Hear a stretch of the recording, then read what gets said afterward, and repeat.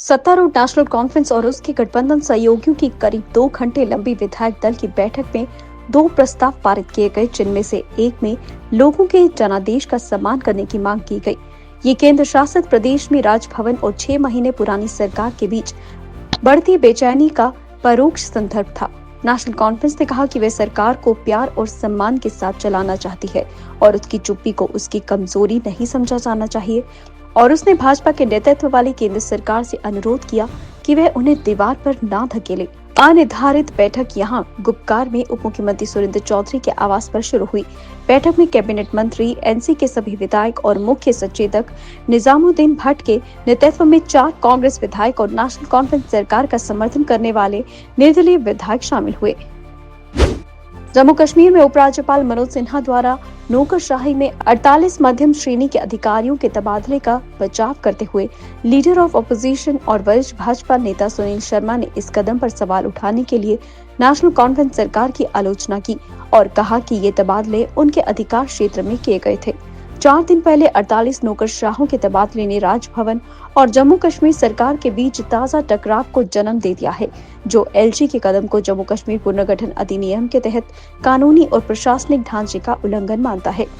भाजपा नेता ने यहां एक संवाददाता सम्मेलन में कहा कि अक्टूबर 2019 में लागू हुए अधिनियम के तहत कानून और व्यवस्था से जुड़े सभी तबादले एलजी के अधिकार क्षेत्र में आते हैं।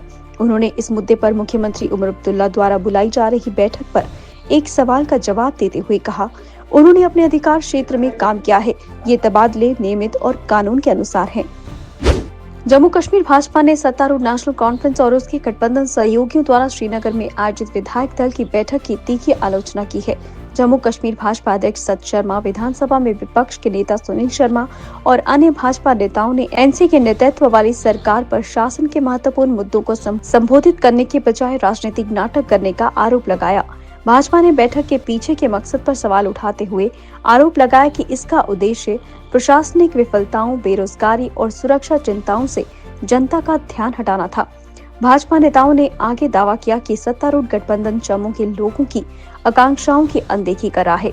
पार्टी ने जनहित और शासन के मुद्दों पर सरकार को जवाबदेह ठहराने की अपनी प्रतिबद्धता दोहराई। पीपल्स डेमोक्रेटिक पार्टी के नेता वहीद पारा ने सत्तारूढ़ नेशनल कॉन्फ्रेंस की आलोचना करते हुए कहा कि पार्टी अगस्त 2019 के बाद लागू किए गए बदलावों का विरोध करने के बजाय अधिकारियों के तबादले की शक्तियों पर ध्यान केंद्रित कर रही है।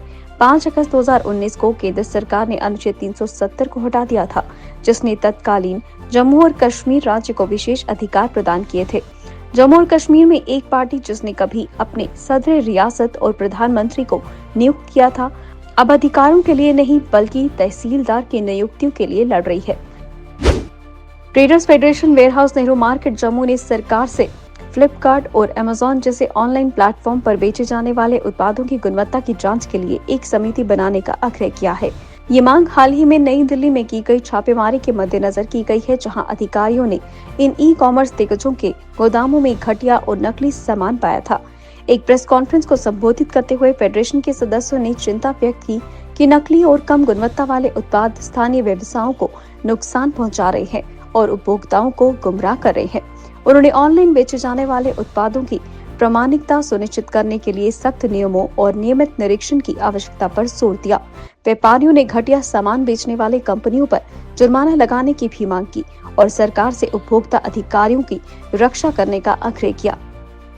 मध्य कश्मीर के गांधरबल जिले के हकनार गुंड इलाके में एक किशोर बिजली नहर में डूब गया। एक अधिकारी ने बताया कि घटना के तुरंत बाद पुलिस, स्थानीय लोगों और एसडीआरएफ द्वारा बड़े पैमाने पर बचाव अभियान चलाया गया। उन्होंने बताया कि डूबे किशोर को निकालने के लिए खोज एवं बचाव अभियान जारी है। किशोर की पहचान हकनार फ्राउ निवासी अब्दुल वाहिद खान के पुत्र जुनैद अहमद खान के रूप में हुई है।